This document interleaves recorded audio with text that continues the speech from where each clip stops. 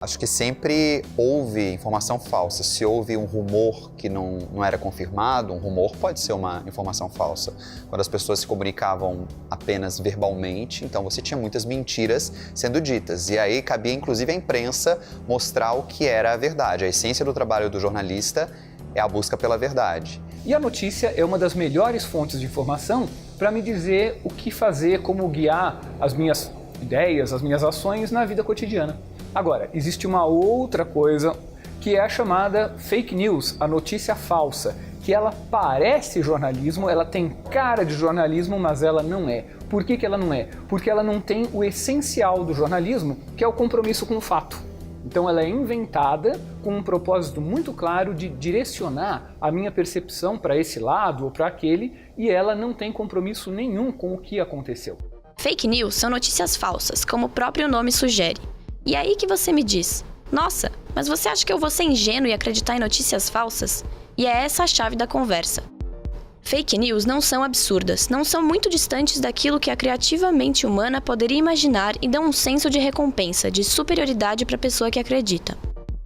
Elas se baseiam naquilo que a pessoa quer que seja verdade.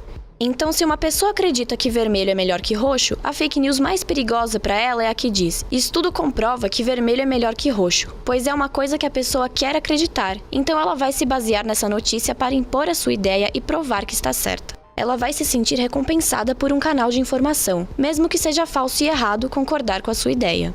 Na Web 1.0 tinha sempre muita corrente dizendo: se você passar essa mensagem para 5 amigos seus, você pode salvar uma pessoa da morte. Isso era uma mentira. As correntes, em geral, se baseiam em falácias ou em pequenas mentiras. O que aconteceu com pós-Web 2.0, com todos conectados e todos podendo ter o seu microfone e compartilhar o seu conteúdo, as pessoas também perceberam que podiam espalhar qualquer tipo de informação. E a gente percebe isso muito no WhatsApp. Os boatos de WhatsApp, na minha visão, eles correm até mais longe que os boatos de Facebook.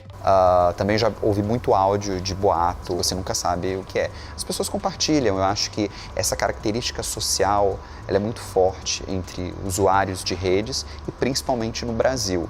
A fake news, ela trabalha exatamente assim. Ela não vai me falar uma coisa absurda, ela vai me falar alguma coisa que parece ser verdade.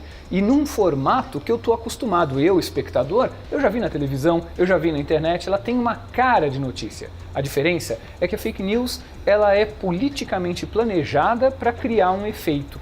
E as fake news, elas também usam muito chamadas sensacionalistas. E o algoritmo do Facebook, ao ver as pessoas clicando nesses conteúdos, ele vai priorizá-los na timeline. Olha, está gerando engajamento, as pessoas estão interagindo muito com ele, então vai aparecer para mais pessoas. Pedro Bial e esposa mostram a nova filhinha deles. E o status é assim: nossa, ela é a cara da mãe. E a imagem é Pedro Bial e a mulher. É claro que você vai se sentir movido a clicar para saber qual é o rosto dela. Fazer esse tipo de apelo bobo em busca do clique fácil não me parece uma coisa jornalística. E quando você clica num desses links e entra num site que pode ter um propósito específico de ser fake para ter banner e gerar, assim, na verdade, impressões e grana para os donos dos sites, no geral você vai ver muito banner em todo lugar. O que o cara quer, quem produziu aquele site, é grana. Em alguns casos ele quer grana para si, em outros casos ele quer realmente promover uma confusão, seja atrapalhar um adversário, difamar um rival político ou bombar o próprio. O excesso de informações, ele não ajuda você a ficar bem informado, ele te confunde. Justamente porque a gente perde critério de saber, não, mas espera aí, eu estou recebendo muita informação ao mesmo tempo. Existem algumas dicas ou algumas fórmulas para você se proteger da fake news? 1. Veja qual é a fonte daquela informação. 2. Veja qual é a data. E 3. Avalie se vale compartilhar. Que eu acho que é isso. As pessoas vão muito no afã de espalhar algo que mexeu com elas e não fazem uma análise crítica. No ano eleitoral, isso tem um efeito multiplicado por 1 milhão. Porque ao receber notícias do candidato ou da candidata que eu não gosto, eu não vou checar, porque eu já sabia que ele era assim. Da mesma maneira, ao receber a notícia que vai mostrar que a minha candidata ou o meu candidato é o grande cara que vai resolver todos os problemas do mundo, isso vai confirmar a minha crença. Então eu divulgo antes mesmo de checar.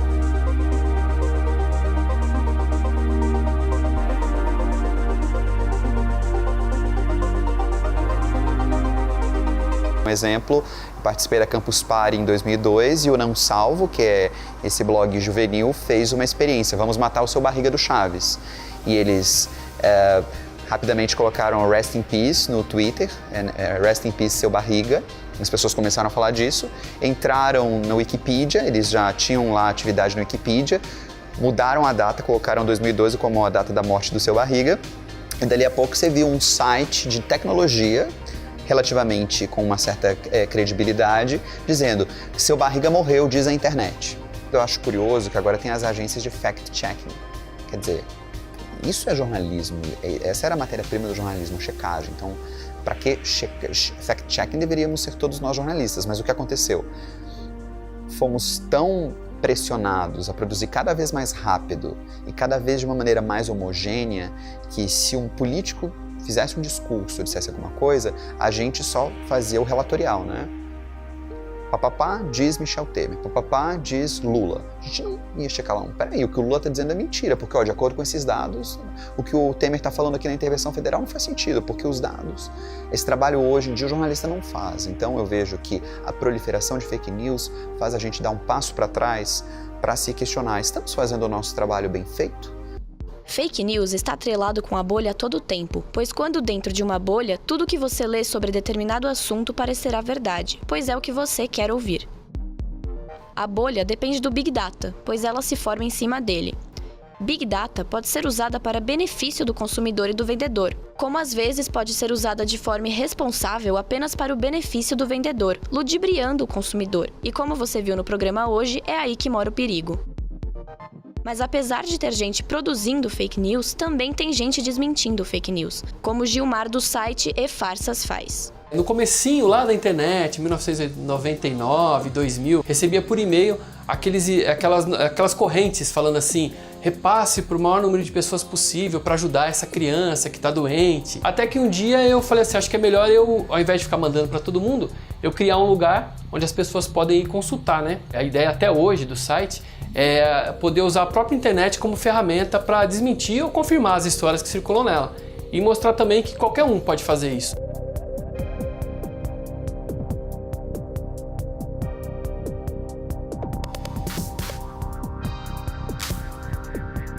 Eu falei com o pessoal do nosso grupo lá do Facebook para a gente criar alguma coisa para espalhar na internet.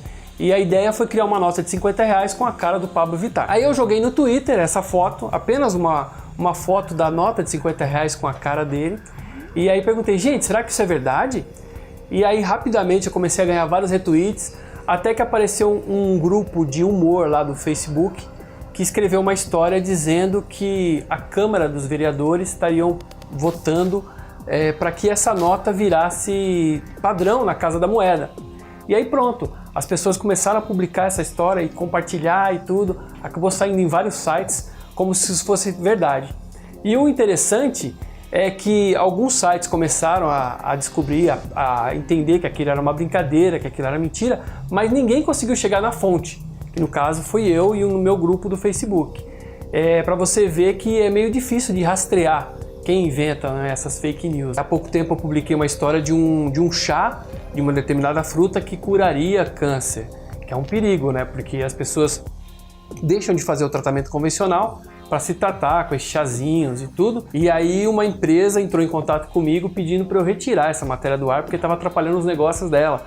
Falei, bom, se você me mandar um estudo dizendo que é comprovado que o seu produto cura câncer, eu tiro do ar.